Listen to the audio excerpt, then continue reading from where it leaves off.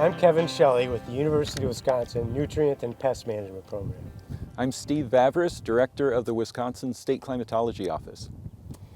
Steve, what do we know about how our climate has changed over the last 50 or 100 years, and what is predicted for the future? Our climate has gotten warmer and wetter in Wisconsin over the last decades to century, and that trend is expected over the next 50 to 100 years as well. There are some important differences though. For instance, winter has been warming more than other seasons. We've also seen an increase in intense rainfalls, and that's expected in the future. And also we're expecting to see more hot days in the future as the climate warms.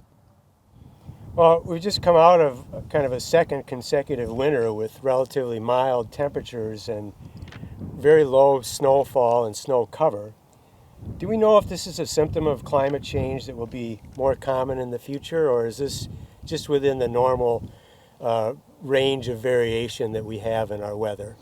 Well, the warming winters has been a long-term trend, and I would say this winter was an exclamation point on that long-term trend, which is the warmest winter by far in Wisconsin, and with it came a snow drought, especially up north. But this winter was probably a combination of a 1-2 punch between the El Nino event in the tropical Pacific, which tends to produce warmer winters around here, and then superimposed on the long-term warming trend that's especially pronounced during the winter. So when you get those two superimposed, we end up getting a record-breaking warm winter.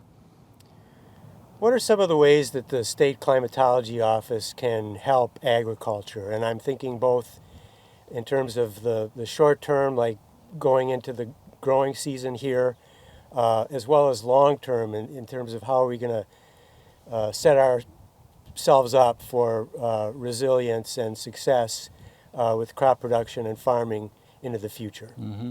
Well, the climate services that our office provides includes information, credible information for farmers and other stakeholders, interpretation, serving as kind of a consultant if people have questions, and then investigation, research. And that research takes the form of both basic research, like how is our weather in Wisconsin changing and why, and then more applied research, applied to a certain question that a grower might have about how to improve their operations.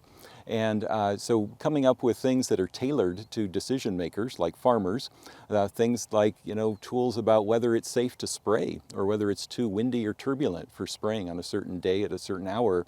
Also, is it too hot for my livestock, depending on whether the heat and humidity and sunlight conspire to produce unsafe conditions. So these are the sorts of things we can do in consultation with the agricultural community. Great. Well, where can people go for more information about the products and services of the Wisconsin State Climatology Office? Well, a great place is our revamped website. We just have that going in the last 6 months, so we welcome people to use it. There's a whole trove of data that people can look at and get more information for the long-term and present-day climate variations. And we also have a service you can subscribe from our website to get our monthly summaries, our monthly climate summaries that provide a synopsis of the most recent month or season in Wisconsin, and those can be delivered right to your inbox. So those are various ways that people can get more information from our services. Great. Well, thanks a lot for being with us today, Steve. Happy to, Kevin. Thank you.